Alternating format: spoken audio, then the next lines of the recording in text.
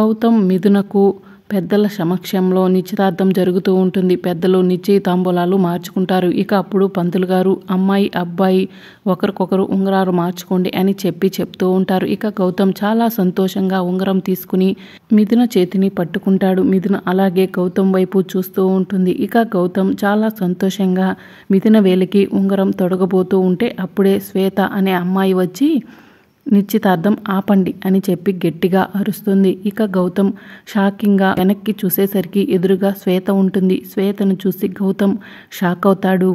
ఎవరమ్మా నువ్వు, ఎందుకు నిశ్చితార్థం ఆపమంటున్నావు అని చెప్పి మహాలక్ష్మి కుటుంబ సభ్యులు అలాగే ముఖర్జీ గారి కుటుంబ సభ్యులు అడుగుతూ ఉంటారు. గౌతమ్ నువ్వు చెప్తావా లేకపోతే చెప్పమంటావా అని శ్వేత అడుగుతూ ఉంటుంది. ఇక గౌతమ్ టెన్షన్ పడుతూ ఉంటాడు.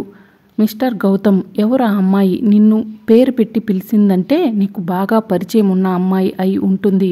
ఆ అమ్మాయి ఎవరో చెప్పు, ఎందుకు ఆ అమ్మాయి నిశ్చితార్థం ఆపాలనుకుంటుంది అని మిథున గౌతమ్ని నిలదీస్తూ ఉంటుంది. మరి రాబోయే ఎపిసోడ్లో ఏం జరగబోతుందో తెలుసుకోవాలనుకుంటున్నారైతే ఛానల్ సబ్స్క్రైబ్ చేసుకోండి.